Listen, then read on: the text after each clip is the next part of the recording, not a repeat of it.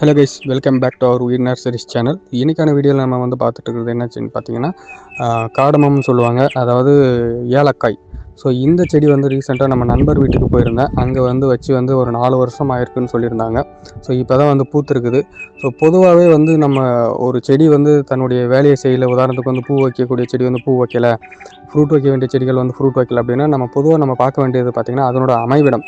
So அது எந்த இடத்துல அமைஞ்சிருக்கு அப்படின்றத பொறுத்து அதனுடைய செயல்களை செய்யும். ஸோ இந்த செடிகள் வந்து பார்த்திங்கன்னா ஓப்பன் வெயிலில் வச்சுருக்காங்க.